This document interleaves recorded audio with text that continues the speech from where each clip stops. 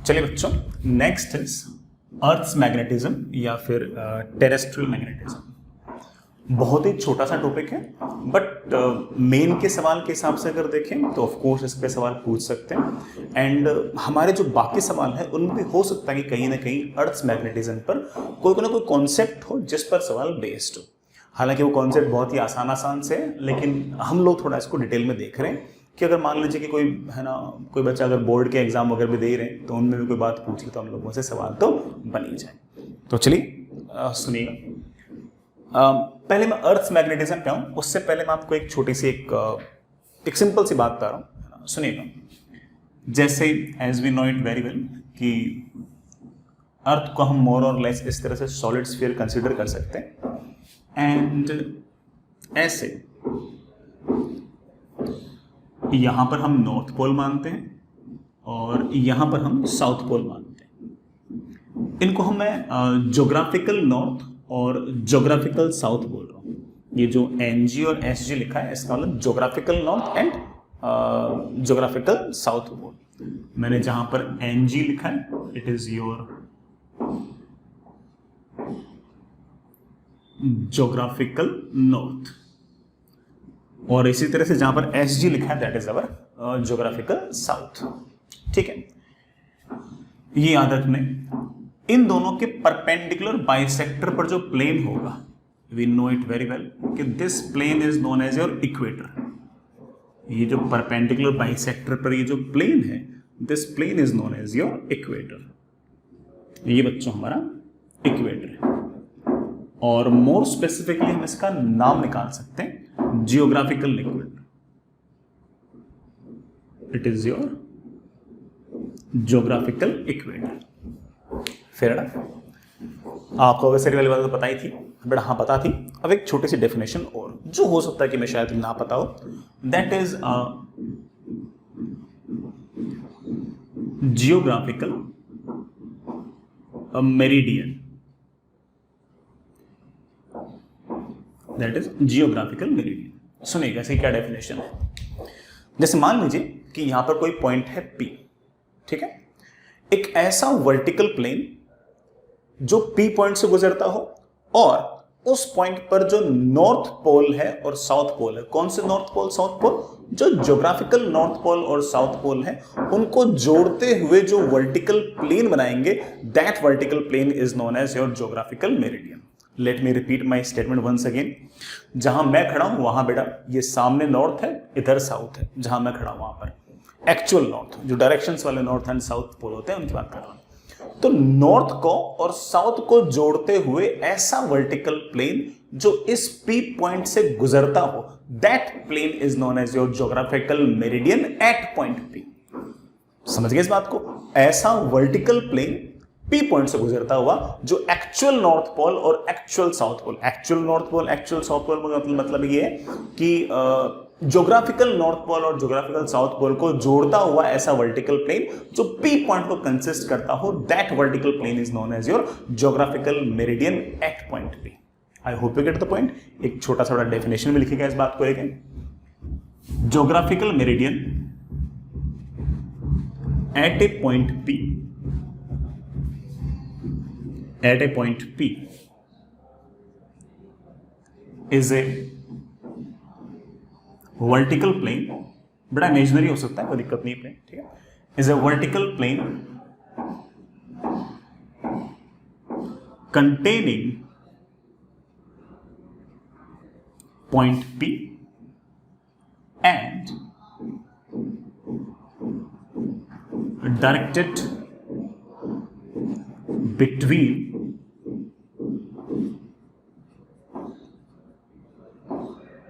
Geographical north pole and south pole. Geographical north pole और south पोल को जोड़ता हुआ ऐसा वर्टिकल प्लेन जिसके अंदर पॉइंट P हो, that plane is known as your geographical meridian and geographical meridian at point P। ठीक है बच्चों, और ये जो प्लेन है जो ऑफ कोर्स एक तरह से इस नॉर्थ ज्योग्राफिकल नॉर्थ और ज्योग्राफिकल साउथ को जोड़ने वाली लाइन के परपेंडिकुलर बाइसेक्टर को कंसिस्ट करते हुए that plane is known as geographical equator. हम इसको आज तक इक्वेटर भी कहते हैं। ठीक, आगे चलिए बच्चों, आगे चलिए नेक्स्ट। अब बात आती है कि अर्थ का मैग्नेटिक बिहेवियर क्या है। हम लोग बेटा इस बात को बचपन से ही सुनते हैं कि ना अर्थ एक मैग्नेट की तरह बिहेव करती है, ठीक है, किसी भी फ्रीली सस्पेंडेड आयरन को अट्रैक्ट करती है एक स्पेसिफिक डायरेक्शन में, वगैरह वगैरह ऐसी बातें बचपन से सुनते आए हैं। लेकिन अब क्या मैग्नेटिक फील्ड है, कितनी मैग्नेटिक फील्ड है, सब बातों को मन का खुलकर डिस्कस करते हैं। सुनिएगा बच्चों, सबसे पहली बात बेटा, अर्थ जो है वो एक मैग्नेट की तरह बिहेव करती है, एक लार्ज मैग्नेट की तरह बिहेव करती है। ठीक है, मैं ये नहीं कह रहा कि उसका क्या कहते हैं बेटा मैग्नेटिक फील्ड बहुत ज्यादा है, बट एक लार्ज मैग्नेट की तरह बिहेव करती है। अलग अलग पॉइंट्स पर अलग अलग मैग्नेटिक फील्ड आती है। रफली आप कह सकते हो कि अर्थ की सरफेस पर अर्थ के कारण जो मैग्नेटिक फील्ड आएगी वो रफली 25 माइक्रो टेस्ला से 65 माइक्रो टेस्ला के बीच में होगी। अलग अलग पॉइंट पर अलग अलग मैग्नेटिक फील्ड हो सकती है। रफली 25 माइक्रो टेस्ला से 65 माइक्रो टेस्ला के बीच में अर्थ के कारण मैग्नेटिक फील्ड होगी। ठीक है, हालांकि बेटा एक यूनिट और है जो ज्यादा यूज की जाती है बेटा, दैट इज गाउस। और 1 गाउस मतलब बेटा 10⁻⁻⁴ टेस्ला। तो कभी अगर अर्थ के कारण मैग्नेटिक फील्ड गाउस में दे रखी हो तो घबराने की जरूरत नहीं है। 1 गाउस मतलब 10⁻⁻⁴ टेस्ला। ठीक, नेक्स्ट, अर्थ के कारण जो मैग्नेटिक फील्ड है, जैसे मैंने कहा कि अलग अलग पॉइंट पर अलग अलग रहेगी, है ना। हर पॉइंट पर मैग्नेटिक फील्ड एग्जैक्टली सेम रहे ऐसा जरूरी नहीं है। अब हम इस बात को डिस्कस करते हैं कि आखिर मैग्नेटिक फील्ड के पीछे कारण क्या होगा। तो मेरी बात सुनिएगा, अर्थ के कारण मैग्नेटिक फील्ड कैसे होगी वो बाद में डिस्कस करते हैं। पहले एक छोटी सी बात डिस्कस करते हैं, that is magnetic field lines due to earth. Earth के कारण जो मैग्नेटिक लाइन ऑफ फोर्सेस है बेटा वो कैसी है, सुनिएगा।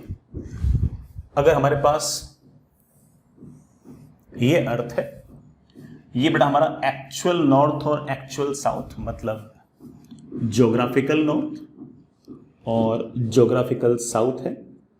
तो ऐसा हमने पाया है, एक्सपेरिमेंटली हमने ऐसा पाया है कि अर्थ के कारण जो मैग्नेटिक फील्ड लाइंस हैं they are something like this, they are something like this.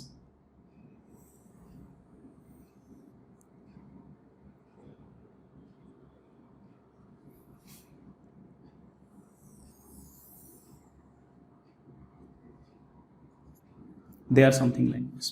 हम इसको डिटेल में डिस्कस करेंगे बट एक बार तो हम सिर्फ और सिर्फ ऐसे आपको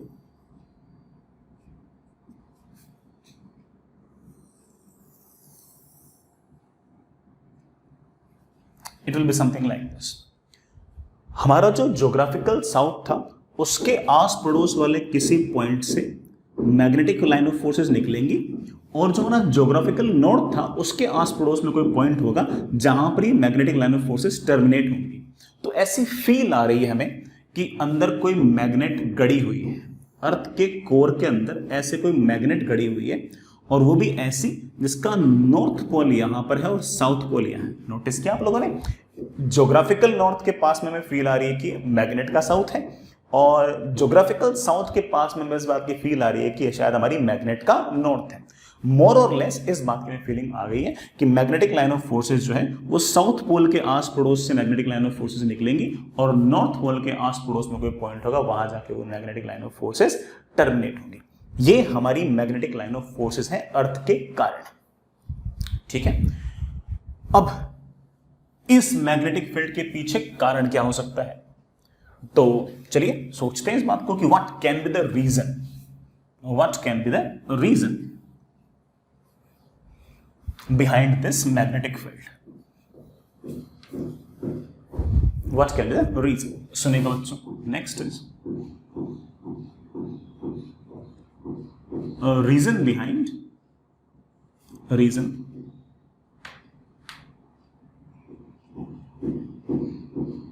behind magnetic field due to earth. Earth के कारण जो मैग्नेटिक फील्ड है उसके पीछे क्या कारण हो सकते हैं डिस्कस करते हैं। अब ऑब्वियस बात है कि सबसे पहले तो हमारे दिमाग में यही आएगा कि ये हमारे पास अर्थ, ठीक है, और अर्थ का जो कोर है, अर्थ के अंदर जो है कोई ना कोई मेटल होगा और खास तौर से कोई ना कोई हार्ड फेरोमैग्नेटिक सब्सटेंस होगा। याद कीजिए बेटा, हार्ड फेरोमैग्नेटिक सब्सटेंस होते हैं वो परमानेंट मैग्नेट की तरह बिहेव कर सकते थे। तुम्हारी पहली फीलिंग इस तरह से है कि हमारा जो एक्चुअल नॉर्थ पोल और साउथ पोल है, जो ज्योग्राफिकल नॉर्थ पोल और साउथ पोल है, उससे कुछ एंगल बना के ऐसे कोई मैग्नेट गड़ी हुई है, या फिर ऐसा कह दें कि कोई ना कोई फेरोमैग्नेटिक सब्सटेंस है, वो भी कौन से, हार्ड फेरोमैग्नेटिक सब्सटेंस गड़े हुए हैं, और वो इस तरह से गड़े हुए हैं कि उनका यहां पर है साउथ पोल और यहां पर है north pole, and it is behaving like a permanent magnet. और इनके कारण मैग्नेटिक लाइन ऑफ फोर्सेस जो है they are something like this, and magnetic line of forces like this. जो पहला प्रपोजल आया हमारे पास कि मैग्नेटिक फील्ड लाइंस जो हैं वो ऐसे किस कारण से हो सकती है, तो हमारे दिमाग में ये आया कि जरूर अर्थ के कोर के अंदर कुछ ना कुछ हार्ड फेरोमैग्नेटिक सब्सटेंसेस गड़े हुए होंगे, और वो इस तरह से गड़े हुए होंगे कि उनके अंदर जो अलाइनमेंट होगा, जो इंटेंसिटी ऑफ मैग्नेटाइजेशन होगी वो इस तरह से होगी, नॉर्थ पोल यहां पर होगा और साउथ पोल यहां पर होगा, और इसके कारण एक इंड्यूस्ड मैग्नेटिक फील्ड आएगी ऐसे। और आप जानते हो कि हार्ड फेरोमैग्नेटिक सब्सटेंस के अंदर ये मैग्नेटिक फील्ड ठीक ठाक आ जाती है। सो पहला प्रपोजल हमारे पास सामने ये आया। बट दिक्कत बड़ा ये आई कि जैसे जैसे हम अर्थ की सरफेस से अंदर जाते हैं वैसे वैसे हम लोग जानते हैं कि टेम्परेचर लगातार बढ़ता है, और टेम्परेचर लगातार बढ़ता है तो अर्थ के कोर में, अर्थ के अंदर वाला जो रीजन है वहां पर तो टेम्परेचर अच्छा खासा बड़ा होता है, 2000 केल्विन 3000 केल्विन इस लेवल का तो टेम्परेचर होता है। और इस टेम्परेचर पर हमारे अंदर अगर अर्थ के कोर के अंदर मेटल्स हैं तो मेटल्स सारे के सारे मोल्टन स्टेट में है। इंपॉर्टेंट ये नहीं कि मोल्टन स्टेट में है, इंपॉर्टेंट ये है कि यहां पर अगर टेम्परेचर आपका 2000 3000 केल्विन के अगर आसपास है तो ये वाला टेम्परेचर आपके क्यूरी टेम्परेचर से तो ज्यादा हो गया। मैंने आपको कुछ क्यूरी टेम्परेचर लिखाए भी थे, हमारे आयरन के, बड़ा टिन के, कोबाल्ट के, इन सब के क्यूरी टेम्परेचर तो ऐसे आए थे 1000 केल्विन 1100 केल्विन 1200 केल्विन के आसपास। और अगर इतना टेम्परेचर अर्थ के कोर के अंदर है तो ये वाला टेम्परेचर तो क्यूरी टेम्परेचर से ज्यादा है। और अगर ये टेम्परेचर क्यूरी टेम्परेचर से अगर ज्यादा है, इट मींस दैट कि ये जो हार्ड फेरोमैग्नेटिक सब्सटेंस है they can not behave like ferromagnetic substance, they begin to behave like paramagnetic substance. और जैसे ही इन लोगों ने पैरामैग्नेटिक सब्सटेंस की तरह बिहेव करना स्टार्ट कर दिया, you know it very well कि ये मैग्नेटिक फील्ड जितनी अच्छी खासी थी उतनी नहीं रहेगी। पैरामैग्नेटिक सब्सटेंस के अंदर मैग्नेटिक फील्ड इतनी ज्यादा नहीं होती है। फेरोमैग्नेटिक सब्सटेंस ही, और खास तौर से फेरोमैग्नेटिक में भी कौन से, हार्ड फेरोमैग्नेटिक सब्सटेंस ही अच्छी खासी मैग्नेटिक फील्ड क्रिएट कर पाते हैं और उस मैग्नेटिक फील्ड को सस्टेन कर सकते हैं लंबे टाइम के लिए। अदरवाइज सॉफ्ट, बड़ा याद था ना, सॉफ्ट फेरोमैग्नेटिक अगर सब्सटेंस होता बड़ा, फिर तो तुम जानते हो वापस से वो उसके जो डायपोल्स होते हैं वो ना रीअलाइन हो जाते हैं और हाँ वो वापस से मैग्नेटिक फील्ड क्रिएट नहीं कर पाते। तो इस केस में अगर ये टेम्परेचर 2000 3000 केल्विन के अगर आस पड़ोस में है तो अंदर वाला जो सब्सटेंस है, अंदर जो कोर है, अंदर जो मेटल्स है, वो बड़ा इतने टेम्परेचर पर फेरोमैग्नेटिक की तरह बिहेव ही नहीं कर सकता। वो किसकी तरह बिहेव करेगा, पैरामैग्नेटिक की तरह। आप तो कारण भी जानते हो, मैंने आपको कारण भी सिखा रखा है कि इतने ज्यादा टेम्परेचर पर ये फेरोमैग्नेटिक की तरह बिहेव ना करके पैरामैग्नेटिक की तरह बिहेव क्यों करता है, क्योंकि इतने ज्यादा टेम्परेचर के ऊपर हमारे यहां पर अंदर जो भी मेटल पड़ा होगा, भले वो हार्ड फेरोमैग्नेटिक सब्सटेंस भी क्यों ना हो, तो इतने हाई टेम्परेचर पर एटम्स के पास अच्छी खासी काइनेटिक एनर्जी आती है, अच्छी खासी वाइब्रेशनल काइनेटिक एनर्जी आती है। इतनी ज्यादा हाई वाइब्रेशनल काइनेटिक एनर्जी पर वो लगातार वाइब्रेट करते रहते हैं, उनके डायपोल मोमेंट्स भी लगातार वाइब्रेट करते रहते हैं और वो मैग्नेटिक फील्ड की तरफ अलाइन नहीं होते, तो अच्छा खासा मैग्नेटिक डायपोल मोमेंट नहीं आता, अच्छा खासा मैग्नेटिक फील्ड नहीं आता, और अच्छा खासा मैग्नेटिक फील्ड नहीं आता, it means that they will not behave like ferromagnetic, rather they will behave like paramagnetic. ये मैं बता चुका हूं, मैंने पहले बेटा आपको पहले से क्लियर कर रखा कि ये सारी कहानी है।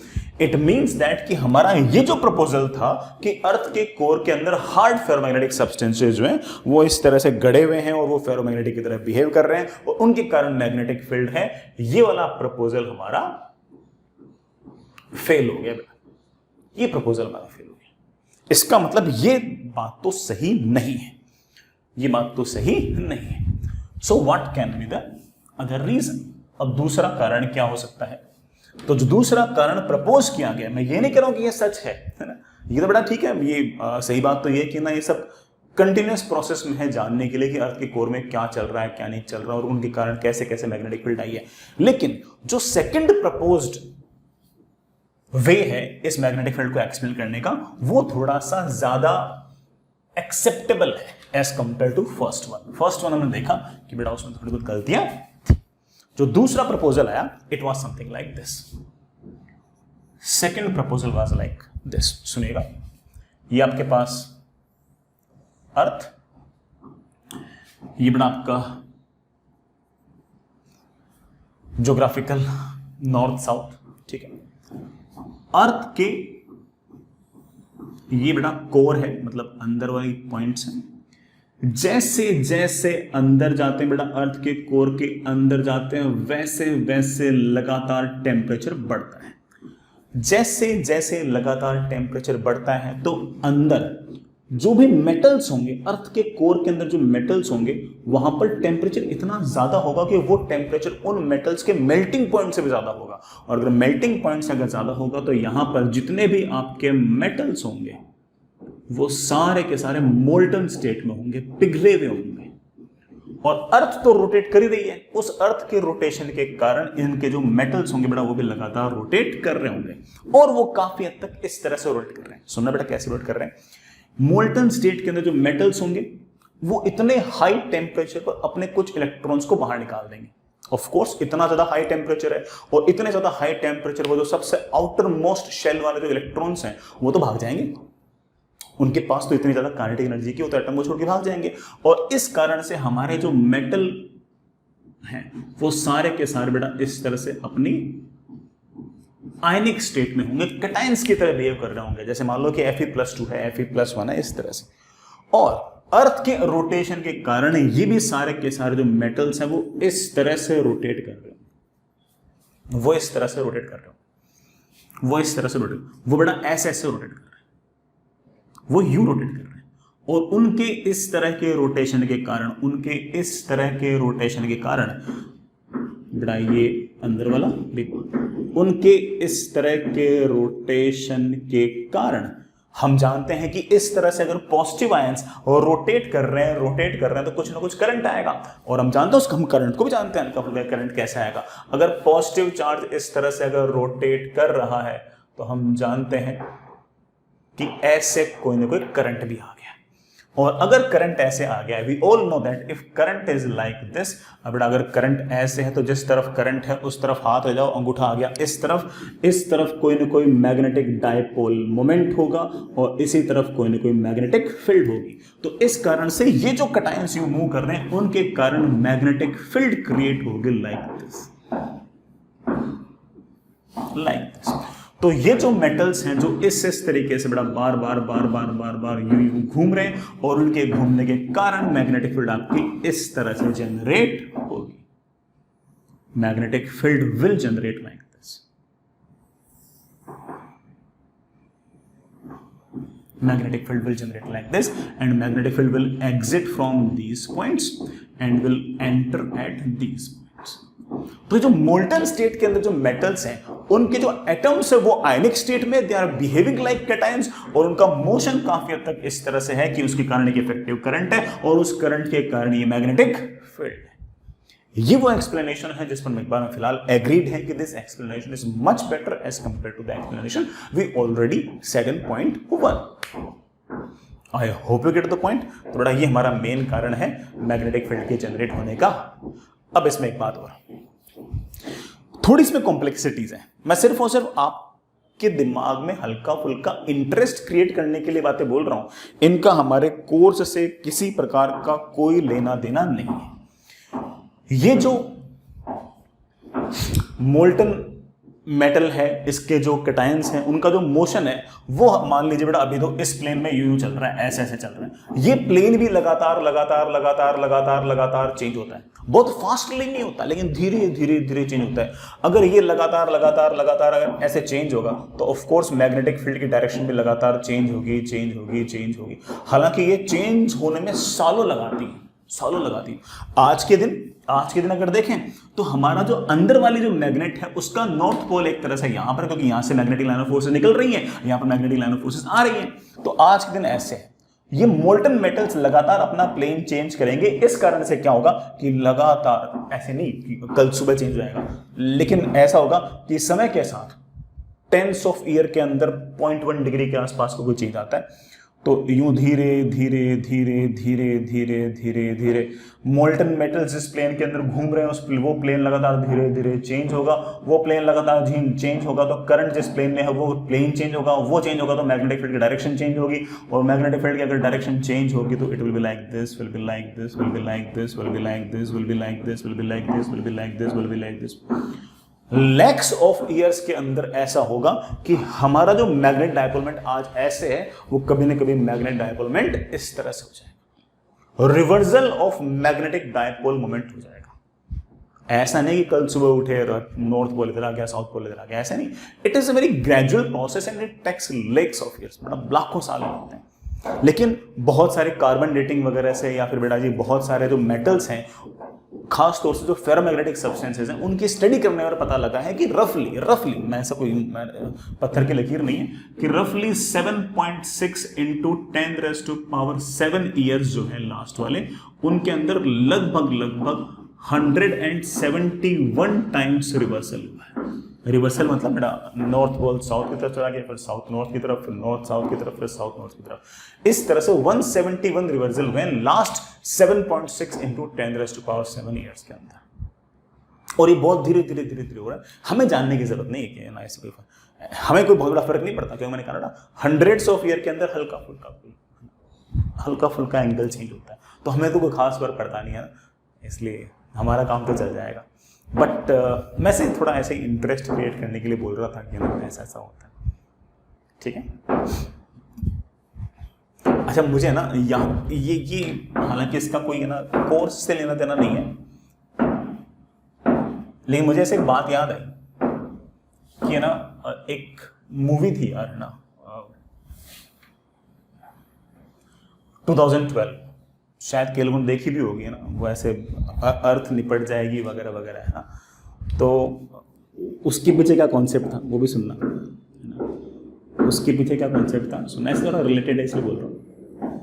उसमें कहा गया, ऐसे किसी को अगर याद हो तो उसमें सबसे पहला जो सीन था ना 2012 मूवी का, बहुत फेमस हुई थी, शायद 2012 में आई थी, बहुत ही फेमस हुई थी, बहुत बड़ी हिट थी है ना। बहुत सारे लोगों ने देखा, तुम लोगों से देखा भी होगा उस मूवी को है ना, और बहुत बड़ी हिट थी मूवी। और उसका सबसे पहला जो सीन था ना वो इंडिया का था, और मेरे ख्याल से धनबाद का था, धनबाद में शूट किया गया था। और उसमें जो हीरो होता है, जो मतलब उस मूवी का जो हीरो होता है, वो सबसे पहले सीन के अंदर धनबाद में किसी माइन पे आता है अपने किसी दोस्त से मिलने के लिए है ना, किसी दोस्त से मिलने के लिए। उसका दोस्त कोई उसे प्रपोजल भेजता है और उसको देखने के लिए आया होता है। तो उसके पीछे क्या कहानी थी सुनना, और मतलब उसके क्या पीछे क्या कॉन्सेप्ट क्या था, मैं नहीं कहता कॉन्सेप्ट सही, लेकिन कॉन्सेप्ट मूवी में क्या दिखाया गया बता रहा हूँ। जैसे मान लीजिए उसमें दिखाया गया कि यार है ना, ये अर्थ का कोर, जो अर्थ का कोर है वो तो मोल्टन स्टेट में है, वो तो एक तरह से लिक्विड स्टेट में है। उसके ऊपर ऐसे रॉक्स हैं, उसके ऊपर ऐसे रॉक्स हैं, और उसके ऊपर ऐसे सैंड है, ठीक। और ऑफ कोर्स इस सैंड के ऊपर हमारे स्ट्रक्चर्स हैं, मकान है, पेड़ पौधे हैं, सब कुछ इस तरह से। तो उस मूवी में ये दिखाया गया था कि सन से कुछ स्पेशल न्यूट्रिनोस टाइप आ रहे थे या क्या आ रहे थे, वो बिल्कुल बकैती थी, उसमें कोई सच नहीं है, ठीक है, ऐसे मूवी में दिखा रखा था। उनके कारण लगातार जो कोर है अर्थ का, उसका टेम्परेचर लगातार बढ़ रहा था। और उस मूवी का जो हीरो होता है ना, वो सबसे पहले उस सीन के अंदर धनबाद में आता है ये चेक करने के लिए कि किसी कोल माइन के अंदर आता है, या शायद iron mine, I don't know. और वहाँ पर है ना वो अच्छी खासी डेप्थ में नीचे जाता है और फिर चेक करता है कि उस डेप्थ के अंदर लगातार टेम्परेचर बढ़ रहा था। तो उस मूवी में ये दिखाया गया कि सन से कोई स्पेशल न्यूट्रिनोज आ रहे थे या क्या आ रहे थे, जो एक्चुअल में नहीं होता है, मतलब ऐसे बकैती थी उस मूवी के अंदर, ऑफ कोर्स है ना। फ्रिक्शन तो था ही। तो उसके कारण लगातार अर्थ का जो कोर है उसका टेम्परेचर लगातार बढ़ रहा था। अर्थ का टेम्परेचर लगातार बढ़ रहा था, अर्थ के कोर का टेम्परेचर लगातार बढ़ रहा था। तो ऑफ कोर्स ये जो रॉक्स थी इनका टेम्परेचर लगातार बढ़ रहा था। इनका जैसे जैसे लगातार टेम्परेचर बढ़ रहा था, तो ये रॉक्स लगातार वीक हो रही थी। और रॉक्स लगातार वीक हो रही थी, इस कारण से जो रॉक्स थी ना ये लगातार ऐसे धस धस के इस मोल्टन वाले लिक्विड के अंदर जा रही थी।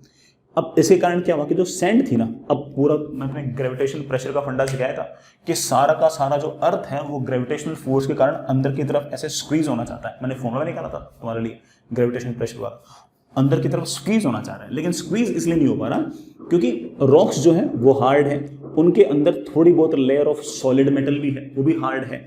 लेकिन जैसे जैसे टेम्परेचर बढ़ेगा ये जो सॉलिड मेटल यहाँ कहीं पड़ा होगा वो भी लगातार पिघलता जाएगा, वो लगातार पिघलता जाएगा। तो ऑफ कोर्स वो लगातार पिघलता जाएगा तो रॉक के नीचे वाला जो सहारा था वो खत्म हो गया, तो रॉक्स लगातार अंदर आना स्टार्ट होंगे, तो सैंड लगातार अंदर आना स्टार्ट होगी, और ऑफ कोर्स अर्थ जो होगी इस तरह से स्क्वीज होना स्टार्ट होगी।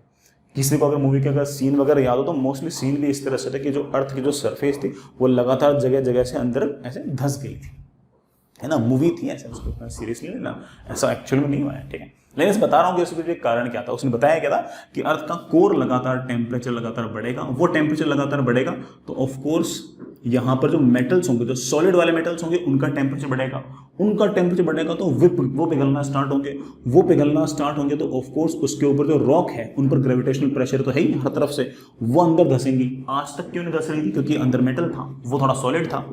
लेकिन जैसे टेम्परेचर बढ़ा तो ये भी पिघलना स्टार्ट हो गया, तो रॉक का सहारा खत्म हो गया, इसके ऊपर जो सैंड थी उसका सहारा खत्म हो गया, तो ऑफ कोर्स सारा का सारा जो क्या कहते हैं बेटा, हमारा जो स्फीयर है अर्थ का वो लगातार इस तरह से स्क्वीज होना चाह रहा था ग्रेविटेशनल प्रेशर के कारण, ठीक है। ये तो ऐसे ही। चलिए बेटा, हमने इस बात को देखा कि किस किस तरह से बेटा क्या क्या कारण हो सकते थे अर्थ की मैग्नेटिक फील्ड के कारण। Next is magnetic north pole and south pole. हालांकि हम हल्का फुल्का समझ गए बट फिर भी बड़ा लिखिएगा। Next is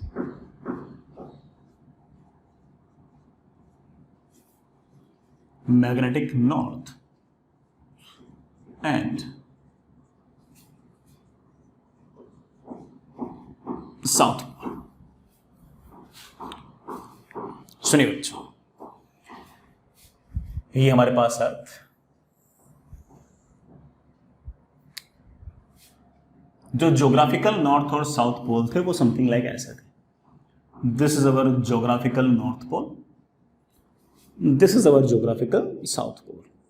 we all agree with that. हमने साउथ और नॉर्थ डिफाइन ऐसे कर रखे। फिर हमने देखा, अच्छा हमने ये भी देखा कि ये हमारा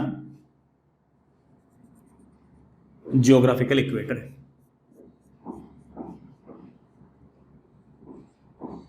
this is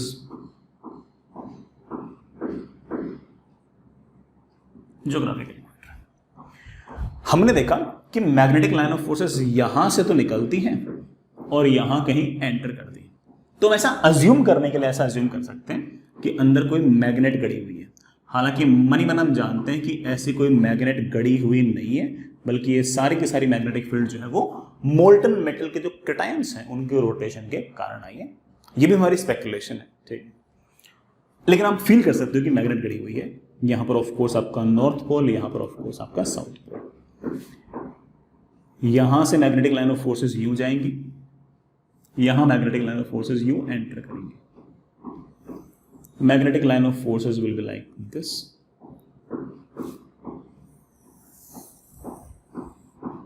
Will be like this. ठीक है।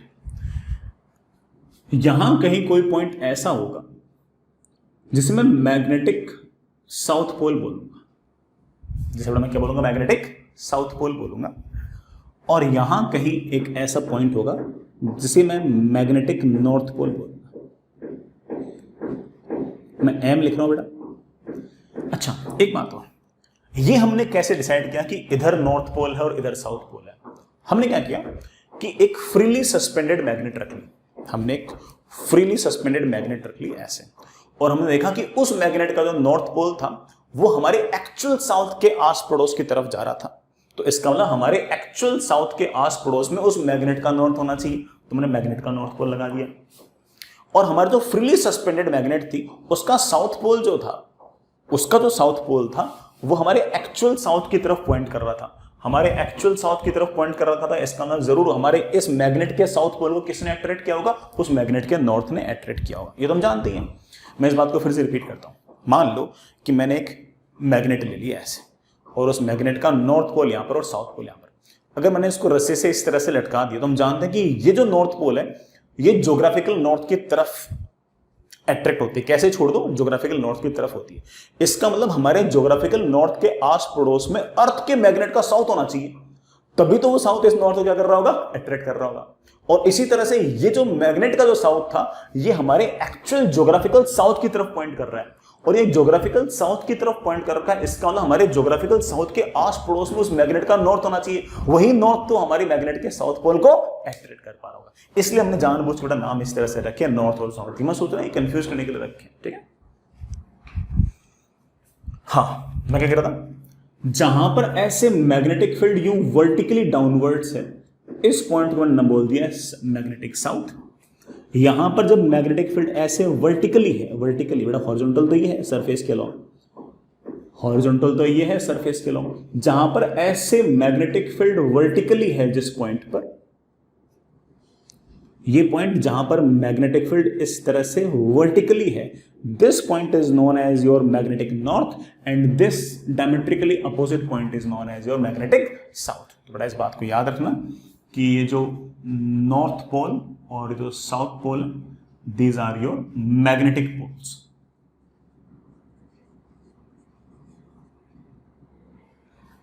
These are your magnetic poles. Magnetic north pole, बेटा this is your magnetic south pole. Fair enough. इतनी बात समझ आ गई। ये जो हमारे नॉर्थ और साउथ के जो ज्योग्राफिकल वाली लाइन है और ये जो मैग्नेटिक के नॉर्थ और साउथ है, इन दोनों के बीच में ये जो एंगल है ये रफली बेटा 11.3 डिग्री के आसपास है। लेकिन जैसे मैंने कहा कि ये एंगल धीरे धीरे चेंज होगा, धीरे धीरे चेंज होगा। ऐसा नहीं कि बेटा ना 11.3 से कल 11.4 हो जाएगा।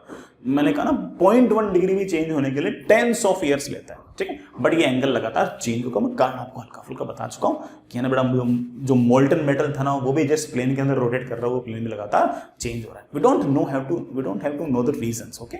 हमारे लिए इतना काम का है। तो ये हमारा मैग्नेटिक साउथ और ये आपका मैग्नेटिक नॉर्थ है। यहां पर मैग्नेटिक फील्ड ऐसे वर्टिकली, यहां पर मैग्नेटिक फील्ड ऐसे वर्टिकली। जिन दोनों पॉइंट पर ऐसे मैग्नेटिक फील्ड वर्टिकल है वहां पर हमने साउथ पोल और नॉर्थ पोल बोल दिया। यहां पर मैग्नेटिक फील्ड अंदर की तरफ है इसलिए साउथ पोल बोल दिया, यहां पर मैग्नेटिक फील्ड बाहर की तरफ है तो नॉर्थ पोल बोल दिया, ठीक है। और and these points are not fixed for thousands of year. We know that in thousands of year these points may be like varying, they will keep on varying. ठीक, कोई बहुत मुश्किल बात तो नहीं थी। ये जो एंगल है मैंने 11.3 डिग्री लिखा हुआ है, HCV के अंदर 11.5 डिग्री लिखा हुआ है। इसका मतलब बिल्कुल नहीं कि ये चेंज हो गया कि मेरे बताने में और HCV के बताने में जो है, सीरियसली इनको लेना नहीं। जिस तरह से नॉर्थ और साउथ के जो ज्योग्राफिकल पोल्स थे उन दोनों के परपेंडिकुलर बाइसेक्टर से गुजरने वाले प्लेन का आपने नाम निकाल दिया ज्योग्राफिकल इक्वेटर, उसी तरीके से मैग्नेटिक नॉर्थ पोल और मैग्नेटिक साउथ पोल को जोड़ने वाली लाइन के परपेंडिकुलर बाइसेक्टर से गुजरने वाला जो प्लेन होगा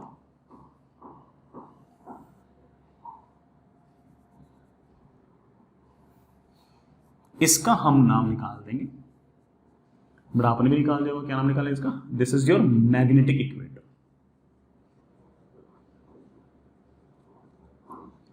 और इतने तो मेरे बच्चे समझदार हैं ही कि सर अगर इन दोनों लाइंस के बीच में अगर एंगल 11.3 डिग्री है तो इन दोनों प्लेन्स के बीच में एंगल भी कितना होगा? 11.3 degree. This is your 11.3 degree.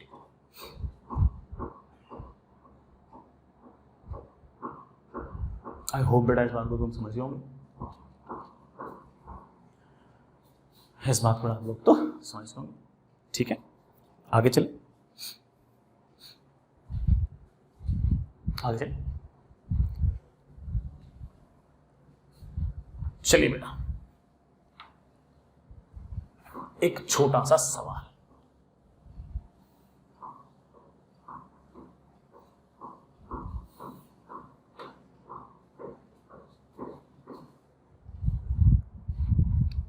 बड़ा सवाल लिखिए, कैलकुलेशन वाला ही सवाल है, कोई बहुत टफ सवाल नहीं, कैलकुलेशन वाला सवाल है। If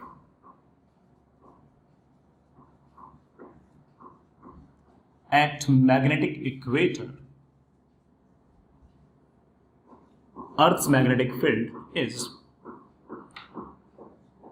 3.1 into 10 raised to power minus 5 Tesla, then find magnetic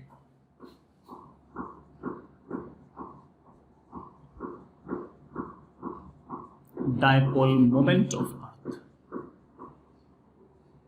Then find magnetic dipole moment of Earth.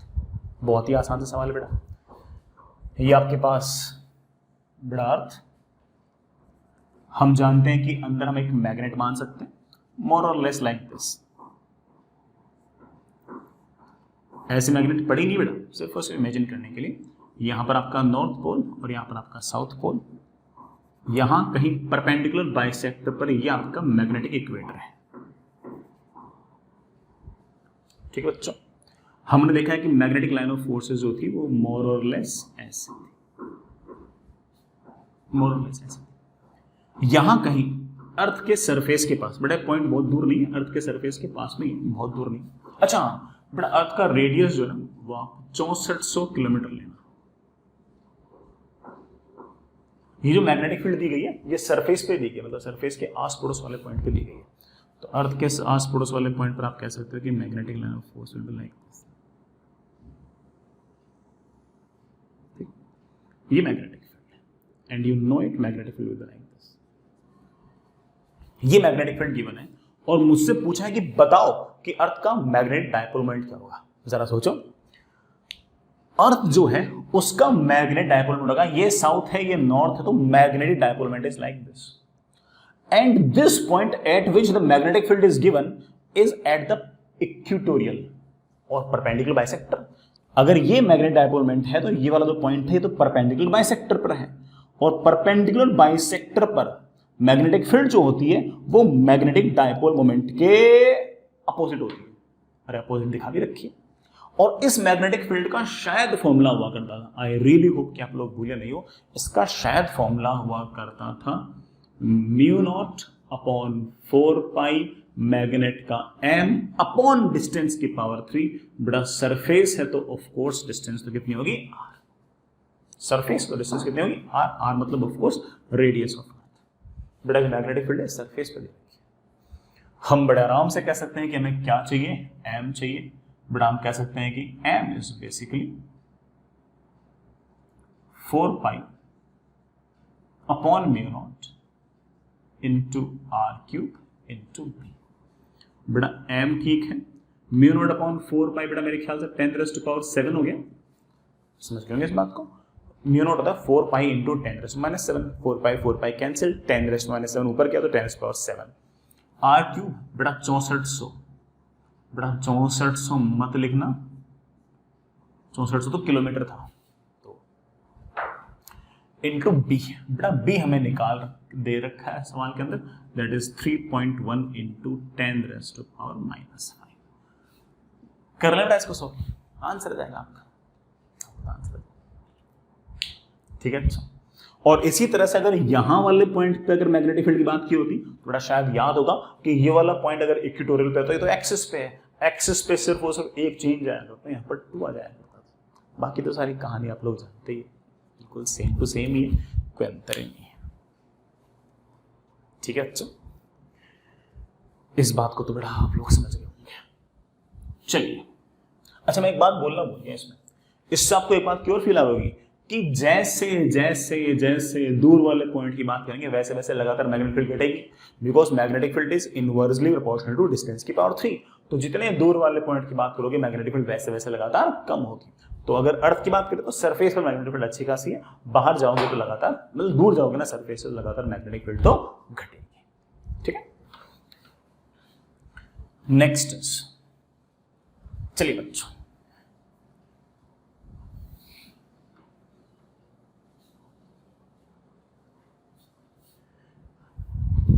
Next is magnetic meridian.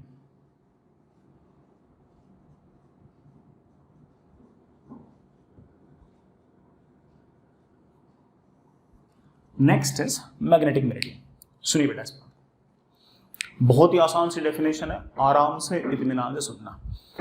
मान लीजिए कि मेरे पास कोई फ्रीली सस्पेंडेड मैग्नेट है। फ्रीली सस्पेंडेड मैग्नेट का मतलब है कि ऐसी मैग्नेट जिसको मैंने बीचों बीच से ऐसे किसी धागे से बांध रखा है। तो जैसे मैं इस मैग्नेट को छोड़ूंगा तो ऑफ कोर्स मैग्नेटिक फील्ड किस तरफ लाई करेगी? आप बोलो से मैग्नेट तो उस तरफ जाएगी जिस तरफ फोर्स जाएंगे। टेंशन और m0 कैंसिल हो गए, अब कौन बचा? Magnetic field. मैग्नेटिक फील्ड जिस तरफ होगी ये मैग्नेट उसी तरफ अलाइन हो जाएगी।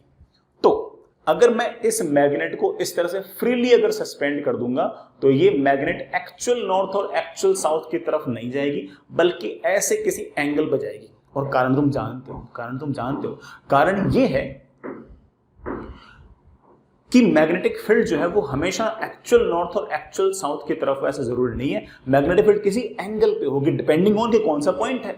हो सकता है कि इंडिया में पॉइंट कुछ और हो, लंदन में पॉइंट कुछ और हो, बड़ा ठीक है, मान लो कि कैलिफोर्निया में पॉइंट कुछ और हो। तो अलग अलग डायरेक्शन में मैग्नेटिक फील्ड होगी, डिपेंडिंग ऑन कि वहां से एक्चुअल जो नॉर्थ पोल और साउथ पोल ऑफ मैग्नेट्स थे वो किस तरफ है। तो पूरे ग्लोब में अलग अलग पॉइंट पर मैग्नेटिक फील्ड जो होगी वो अलग अलग डायरेक्शंस में होंगी, डिपेंडिंग ऑन कि उस पॉइंट से जो एक्चुअल जो नॉर्थ पोल और साउथ पोल ऑफ मैग्नेट्स है वो उनकी ओरिएंटेशन कहां कैसी है। तो अगर मेरे पास कोई फ्रीली सस्पेंडेड मैग्नेट है तो ये freely suspended magnet actual north actual south की तरफ पॉइंट करे, ऐसा जरूरी नहीं है। हो सकता है कि ऐसे कहीं पॉइंट करे।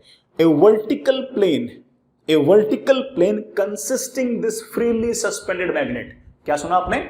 इस फ्रीली सस्पेंडेड मैग्नेट को कंटेन करते हुए एक वर्टिकल प्लेन मैंने बना दिया है। This vertical plane is known as your magnetic meridian.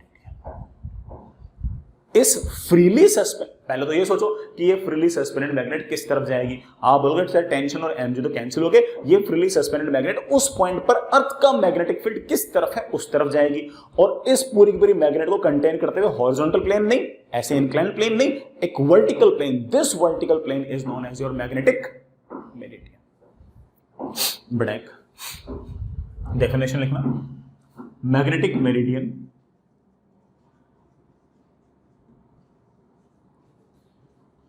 is a vertical plane containing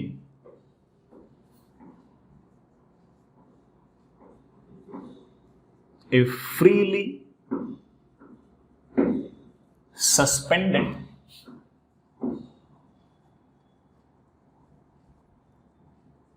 bar magnet. Freely suspended bar magnet को कंटेन करते हुए जो वर्टिकल प्लेन होगा, that vertical plane is known as your बड़ा क्या? Magnetic meridian. इस बात को मैं एक अलग लाइन से और लिखाता हूं। एक ऐसा vertical plane consisting the earth's magnetic field. मान लो कि इस पॉइंट पर मैग्नेटिक फील्ड ऐसे है अर्थ के कारण, या ऐसे है, या मतलब जरूरी नहीं कि हॉरिजॉन्टली हो, अर्थ के कारण मैग्नेटिक फील्ड ऐसे है। एक ऐसा वर्टिकल प्लेन जो इस मैग्नेटिक फील्ड को कंटेन करते हुए हो, यूं नहीं वर्टिकल, एक ऐसा वर्टिकल प्लेन जो उस पॉइंट पर मैग्नेटिक फील्ड को कंटेन करते हो, मैग्नेटिक फील्ड को कंटेन करते हुए वर्टिकल प्लेन बना दूं, उस वर्टिकल प्लेन में क्या बोल दूंगा? Magnetic meridian. मेरे समझदार बच्चे जानते हैं कि फ्रीली सस्पेंडेड मैग्नेट भी उसी तरफ होगी और उस पॉइंट पर जो अर्थ मैग्नेटिक फील्ड होगी वो भी उसी तरफ होगी, लेकिन दोनों शब्द हमें ढंग से पता होने चाहिए। तो आप कह सकते हो कि magnetic meridian it is a vertical plane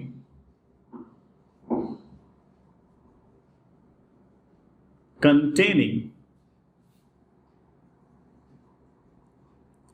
Earth's magnetic field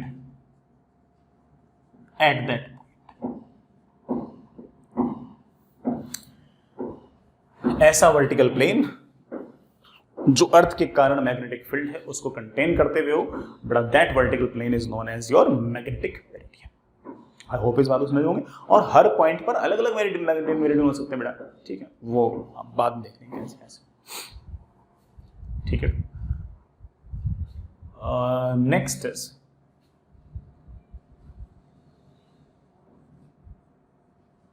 angle of declination. इसको हम लोग थीटा से रिप्रेजेंट करेंगे। किसी भी पॉइंट पर ज्योग्राफिकल मेरिडियन और मैग्नेटिक मेरिडियन के बीच का जो एंगल होगा, that angle is known as your angle of declination. एक छोटी सी डेफिनेशन लिखिएगा। Angle of declination at a point is angle between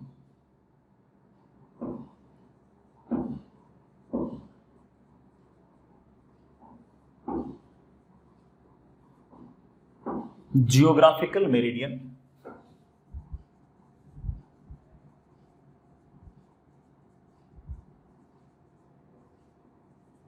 and magnetic meridian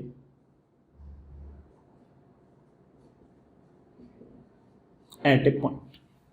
किसी पॉइंट पर ज्योग्राफिकल मेरिडियन और मैग्नेटिक मेरिडियन के बीच का जो एंगल होगा उसे हम बड़ा एंगल ऑफ डिक्लिनेशन कहेंगे। जैसे बेटा मान लीजिए कि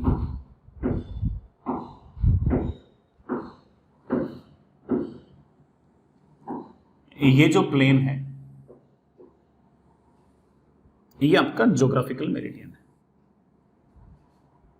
दिस प्लेन इज योर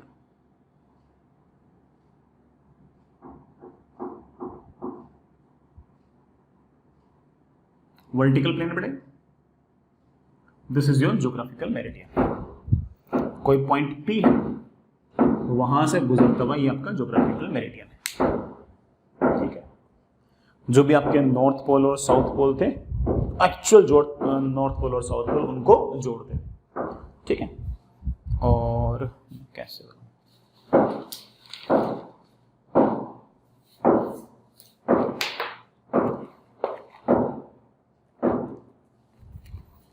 एक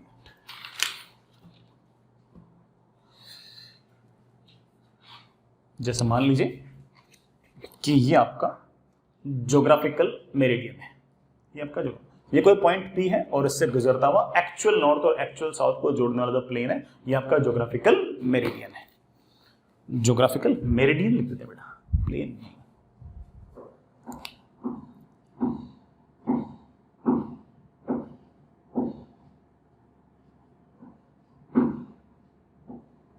और इसी पॉइंट मतलब नॉर्थ ये रहा, साउथ ये रहा, ऐसे, ठीक। लेकिन अगर मैं यहां पर एक फ्रीली सस्पेंडेड मैग्नेट रखता हूं तो वो यूं नहीं रहती, वो ऐसे रहती है। और अगर वो ऐसे रहती है, मतलब ऐसे रहती है, मतलब मान लो ऐसे रहती है, तो ये वाला जो प्लेन होगा, this plane will be your magnetic meridian. Let me repeat my statement once again. मान लीजिए इस डायग्राम के हिसाब से वो एक्चुअल नॉर्थ है, ये एक्चुअल साउथ है, तो एक्चुअल नॉर्थ और एक्चुअल साउथ को जोड़ते हुए पॉइंट P से जो वर्टिकल प्लेन है, that vertical plane is known as geographical meridian. इसी पॉइंट P से मैंने एक फ्रीली सस्पेंडेड मैग्नेट रखी है, तो ये मैग्नेट यूं आगे बढ़ा है ऐसे। मान लो कि बेटा हॉरिजॉन्टल पे एंगल बना रखी है, कोई दिक्कत नहीं, वो हम देख लें कौन सा एंगल होता है। लेकिन इस मैग्नेट को कंसिस्ट करते हुए जो वर्टिकल प्लेन बनेगा, that vertical plane is known as your magnetic meridian. और वो वर्टिकल प्लेन हो सकता है कि बेटा हमारे ज्योग्राफिकल मेरिडियन के अलाउंग ना हो, उससे किसी एंगल पे हो। तो बेटा मान लीजिए कि आपके पास मैग्नेटिक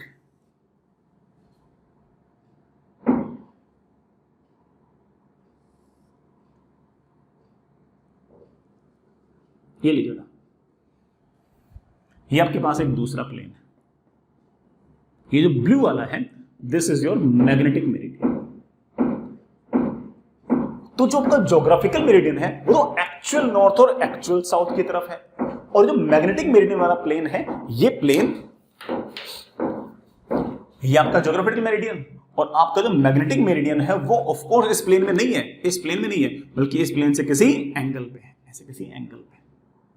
क्योंकि फ्रीली सस्पेंडेड मैग्नेट जो थी, जो फ्रीली सस्पेंडेड मैग्नेट थी, वो जो फ्रीली सस्पेंडेड मैग्नेट थी वो इससे किसी ऐसे ऐसे पड़ी थी, ऐसे पड़ी थी, यूं पड़ी, इस प्लेन के अंदर थी। वो इस प्लेन में नहीं पड़ी, वो इस प्लेन में पड़ी है, ऐसे पड़ी हो, ऐसे पड़ी हो, उससे कोई फर्क नहीं पड़ता। वो हम देख लेंगे आगे जाके कि इसका मतलब क्या है, इसका मतलब क्या है, इसका मतलब क्या है।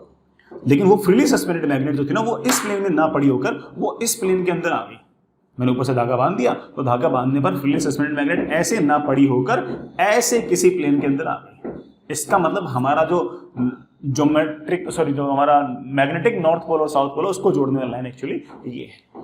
और इन दोनों के बीच का जो एंगल है, ज्योग्राफिकल मेरिडियन और ये बड़ा मैग्नेटिक मेरिडियन है, इन दोनों के बीच का जो एंगल है, this angle is known as your angle of declination.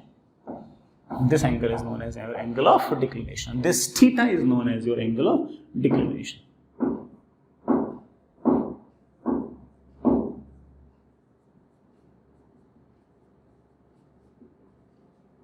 This is your angle of declination. I hope बेटा इस बात को तुम समझ गए होंगे। रिपीट करूं? चलो ठीक है। बेटा मान लो एक्चुअल नॉर्थ है इस तरफ, एक्चुअल साउथ है इस तरफ। तो एक्चुअल नॉर्थ और एक्चुअल साउथ को जोड़ने वाला है जो प्लेन है, वर्टिकल प्लेन है, this vertical plane is geographical meridian. ठीक है, मैंने क्या किया कि मैंने एक मैग्नेट को बीचों बीच से फ्रीली सस्पेंड कर दिया। फ्रीली सस्पेंड करने पर वो मैग्नेट ऐसे नहीं आती, बल्कि वो मैग्नेट जो है वो पहले वाले जो प्लेन है उसमें नहीं आती, बल्कि किसी और प्लेन में आती है ऐसे। और वो मैग्नेट मान लो ऐसे पड़ी है या ऐसे पड़ी है, ऐसे पड़ी, कैसी पड़ी फर्क नहीं पड़ता, मान लो ऐसे पड़ी। So this plane is known as your geometrical meridian. Sorry, this plane is known as your magnetic meridian, and this plane which consists of your actual north pole and south pole, the geographical north pole and south pole, this is known as your magnetic meridian, and the angle between these two planes is known as your declination या फिर angle of declination. I really hope बेटा ये बात आपको समझ में आ गई होगी। अब एक बात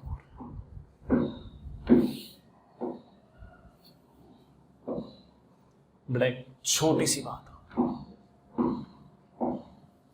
और बहुत इंपॉर्टेंट, हमारे सवालों में थोड़ा वही वाला पॉइंट काम आएगा जो हम अब बता रहे हैं, that is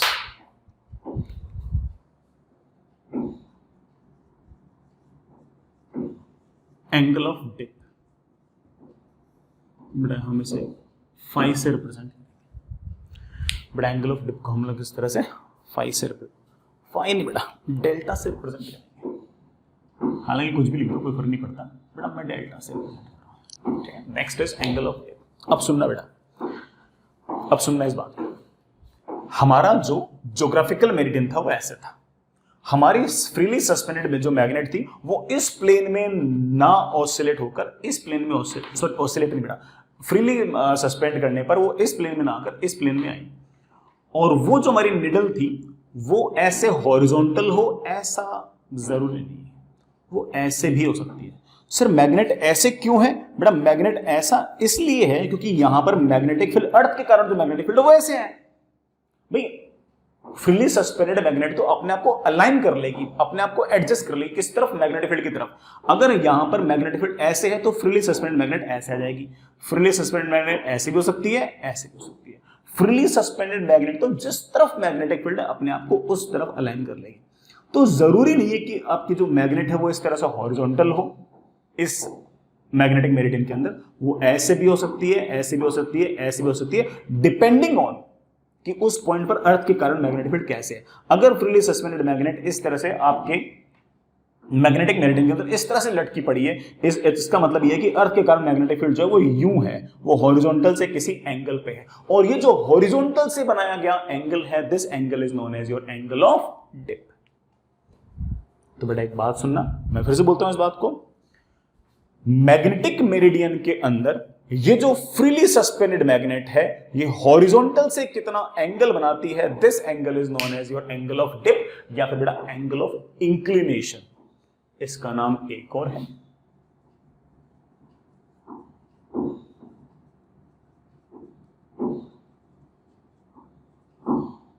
angle of dip या फिर बेटा एंगल ऑफ इंक्लिनेशन। बेटा एक बात सुनना,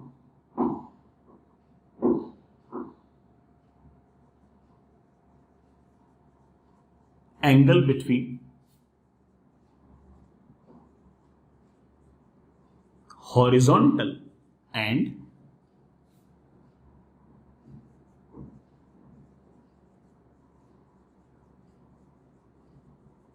freely suspended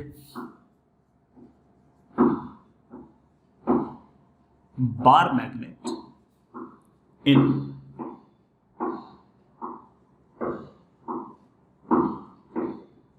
magnetic meridian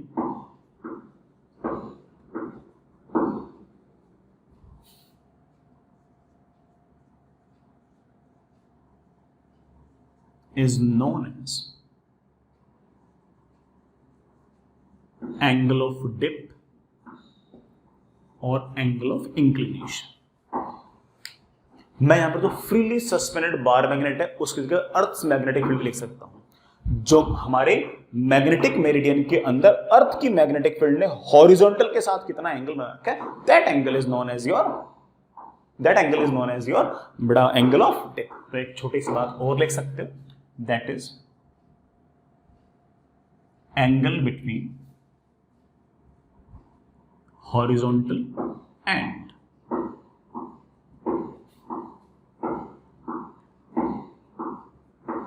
Earth's magnetic field in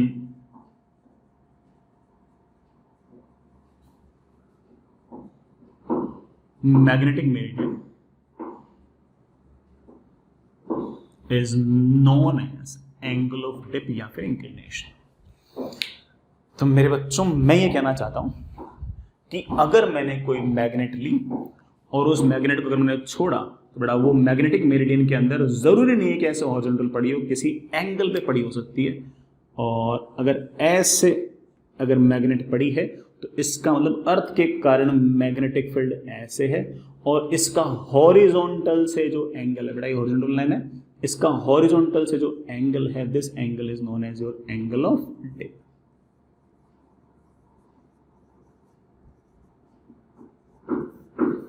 this angle is known as your angle of dip. ये बड़ा आपकी अर्थ की मैग्नेटिक फील्ड मान लो या फिर फ्रीली सस्पेंडेड मैग्नेट मान लो, एक ही बात। हालांकि मैं इस बात पे एक बार फिर से आऊंगा, लेकिन मैं आपको एक बार ना दो स्पेशल केस दिखाना चाह रहा हूं जहां पर एंगल ऑफ डिप 0 डिग्री और 0 डिग्री और 90 डिग्री होंगी। पहले एक बार उन दोनों पॉइंट्स को देख लेते हैं, फिर उसके बाद हम ना बाकी पॉइंट्स को भी देखते हैं। फिर उसके बाद हम देखते हैं कि ना अर्थ के कारण मैग्नेटिक फील्ड कैसे कैसे। सुनिए बेटा, ये आपके पास अर्थ, ये बेटा आपके magnetic south pole, this is magnetic north pole. यहां पर जो मैग्नेटिक फील्ड होगी बेटा वो ऐसे होगी वर्टिकली डाउनवर्ड्स। यहां पर जो मैग्नेटिक फील्ड होगी वो होगी ऐसे, यहां से मैग्नेटिक फील्ड ऐसे बाहर की तरफ, ठीक है।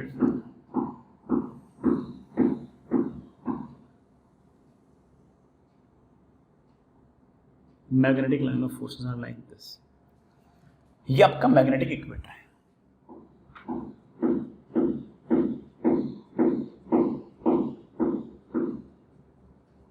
अब सुनो, अगर यहां पर नॉर्थ पोल है, यहां पर साउथ पोल है, तो जो मैग्नेटिक इक्वेटर है ये काफी हद तक से हमारे बार मैग्नेट के लिए इक्वेटोरियल वाला पॉइंट है। याद करो, बार मैग्नेट के लिए इक्वेटोरियल वाला पॉइंट है। और यहां पर मैग्नेट डायपोल मोमेंट अगर ऐसे हैं तो इक्वेटोरियल वाले पॉइंट पर मैग्नेटिक फील्ड जो होगी वो मैग्नेटिक डायपोल मोमेंट के अपोजिट होगी। तो यहां पर मैग्नेटिक फील्ड ऐसे, अर्थ के कारण मैग्नेटिक फील्ड ऐसे। अब मजे की बात सुनना, सरफेस ये रही, ये हॉरिजॉन्टल है, ये मैग्नेटिक फील्ड है। सरफेस और मैग्नेटिक फील्ड दोनों एक दूसरे के पैरेलल है और अगर दोनों एक दूसरे के पैरेलल हैं तो मैं बड़े आराम से कह सकता हूं इस बात को कि इस टाइम पर सारी की सारी मैग्नेटिक फील्ड जो है वो हॉरिजॉन्टल के अलोंग है। और अगर सारी की सारी मैग्नेटिक फील्ड अगर हॉरिजॉन्टल के अलोंग है, इसका मतलब हॉरिजॉन्टल में और मैग्नेटिक फील्ड के बीच में एंगल जीरो है। It means that your angle of dip is zero. Magnetic equator पर आपका एंगल ऑफ डिप जीरो होगा। लेकिन जो आपके क्या कहते हैं बताइए, मैग्नेटिक साउथ पोल है, यहां पर अगर तुम कोई मैग्नेट लेके आओगे तो मैग्नेट तो यूं हो जाएगी बेटा ऐसे। ये साउथ पोल जो है वो उस मैग्नेट के नॉर्थ पोल को ऐसे अट्रैक्ट कर लेगी और इस पॉइंट पर आप हॉरिजॉन्टल डिफाइन करोगे ऐसे कि सर ये हॉरिजॉन्टल है और ये फ्रीली सस्पेंडेड मैग्नेट है। हॉरिजॉन्टल और फ्रीली सस्पेंडेड मैग्नेट के बीच में एंगल कितना नजर आ रहा है? 90 डिग्री। या फिर ऐसे बोल दूं कि ये आपका हॉरिजॉन्टल है और ये मैग्नेटिक फील्ड की डायरेक्शन है। What is the angle between them? Of course the angle is 90 degree. So it means that angle of dip is 90 degree. यही कहानी यहां पर है। यहां पर अगर अपने कोई बार मैग्नेट अगर सस्पेंड की तो वी नो दैट कि ये जो नॉर्थ पोल है ये बार मैग्नेट को ऐसे पकड़ लेगा कि ये साउथ पोल और ये नॉर्थ पोल। या फिर ऐसे बोल दूं कि magnetic field is like this. Horizontal of course यूं होता है सरफेस के अलोंग। हॉरिजॉन्टल और मैग्नेटिक फील्ड के बीच में angle 90 degree. It means that सारा का सारा मैग्नेटिक फील्ड वर्टिकल डायरेक्शन में है। It means that angle of dip is 90 degree. जो भी आपके मैग्नेटिक साउथ पोल और मैग्नेटिक नॉर्थ पोल होंगे वहां पर एंगल ऑफ डिप आपका 90 डिग्री होगा और जो मैग्नेटिक इक्वेटर होगा वहां पर आपका एंगल ऑफ डिप तो जीरो होगा।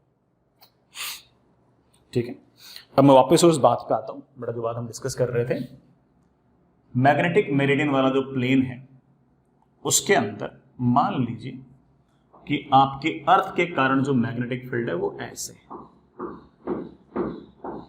और उसका हॉरिजॉन्टल से एंगल जो है वो डेल्टा है। तो इस मैग्नेटिक फील्ड के दो कंपोनेंट आएंगे, अर्थ की मैग्नेटिक फील्ड का हॉरिजॉन्टल कंपोनेंट और अर्थ की मैग्नेटिक फील्ड का वर्टिकल कंपोनेंट। ये आएगा अर्थ की मैग्नेटिक फील्ड का कॉस डेल्टा और ये आएगा अर्थ की मैग्नेटिक फील्ड का sine delta.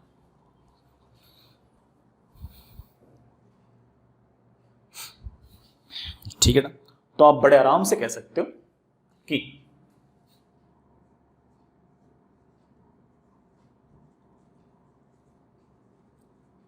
Horizontal component of earth's magnetic field is, earth की जो मैग्नेटिक फील्ड है उसका कॉस डेल्टा और vertical component of earth's magnetic field को हम लिख सकते हैं अर्थ की मैग्नेटिक फील्ड का साइन डेल्टा। मैं एक बात और बोल सकता हूं, इसका स्क्वायर प्लस इसका स्क्वायर, वर्टिकल कंपोनेंट का स्क्वायर प्लस अर्थ की मैग्नेटिक फील्ड का हॉरिजॉन्टल कंपोनेंट का square will be equal to अर्थ की मैग्नेटिक फील्ड। मैं एक बात और बोल सकता हूं, ये बड़ा आपका हॉरिजॉन्टल कंपोनेंट, ये आपका वर्टिकल, दोनों को डिवाइड किया मेरे पास आ गया tan डेल्टा इज अर्थ की मैग्नेटिक फील्ड का वर्टिकल कंपोनेंट अपॉन अर्थ की मैग्नेटिक फील्ड का हॉरिजॉन्टल। कभी काम आए ये फॉर्मूला तो ठीक है, बाकी तो बड़ा ठीक है, तुम समझ तो गए हो, ये फॉर्मूला याद होना हो तुम्हें क्या फर्क पड़ता है, तुम बात तो समझ ही गए हो, तो कोई फर्क नहीं पड़ता आपको। एक बात और, यहां पर आपका डेल्टा जीरो था, एंगल ऑफ डिप जीरो था, एंगल ऑफ डिप जीरो तो sine delta zero, vertical component तो जीरो, सारी के सारी मैग्नेटिक फील्ड हॉरिजॉन्टल के लॉन्ग। तो आप कह सकते हो कि इस पॉइंट पर जो हॉरिजॉन्टल कंपोनेंट है मैग्नेटिक फील्ड का वही आपकी अर्थ का मैग्नेटिक फील्ड है, बल्कि जो वर्टिकल कंपोनेंट है इस इंस्टेंट पे वो तो जीरो है। यहां पर आपका डेल्टा 90 डिग्री है, तो साइन डेल्टा तो हो गया 1 और कॉस 90 हो गया 0। तो आप कह सकते हो कि इस पॉइंट पर और इस पॉइंट पर एक ही बात है, इन दोनों पॉइंट्स पर हॉरिजॉन्टल कंपोनेंट हो गया अर्थ मैग्नेटिक फील्ड का 0 और जो वर्टिकल कंपोनेंट है अर्थ मैग्नेटिक फील्ड का वो हो गया नेट मैग्नेटिक फील्ड। एक ही बात। आई होप बच्चों वाली बात तो आप समझ गए होंगे। चलिए बेटा आगे चलिए, एक दो बड़ा छोटे छोटे सवाल करते हैं। फॉर्मूला बेस्ड सवाल है, कोई ऐसे बहुत हाई फाई सवाल नहीं। मुझे ऐसा लगता है कि तुम बात तो बड़ा सारी समझ ही गए हो। सुनिए बेटा सवाल लिखे, पूरा लिखने की जरूरत नहीं, ऐसे लिख लो। At a point horizontal component of earth magnetic field is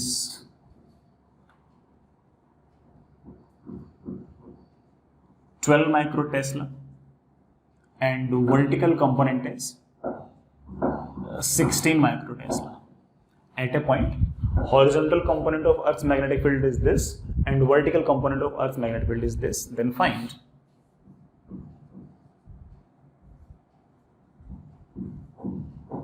angle of dip and Earth's magnetic field. थोड़ा वैसे फॉर्मूले तो हो जाएगा, तुम भी समझ गए होंगे।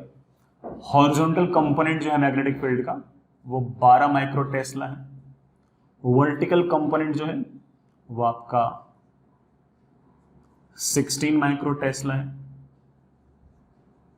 Net magnetic field of course इन दोनों का समेशन है,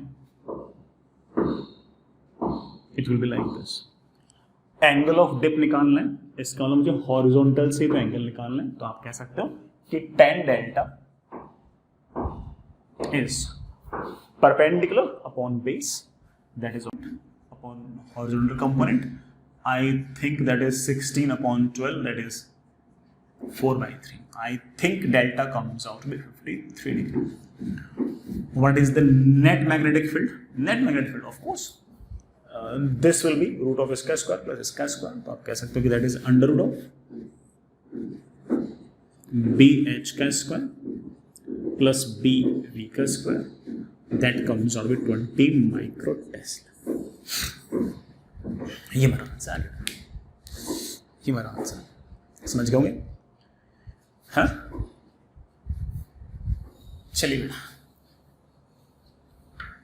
आगे चलते हैं। एक और सवाल पूछ लेता हूं बेटा, एक और सवाल पूछ लेता हूं।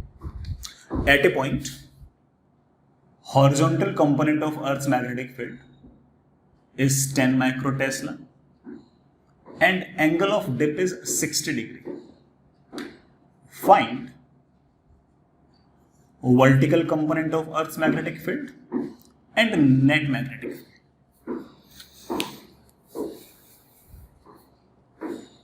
इतना ही सवाल है बेटा, ठीक। और अगेन बिल्कुल ज्योमेट्री बेस्ड टाइप सवाल है, कोई बहुत भारी काम इसमें है।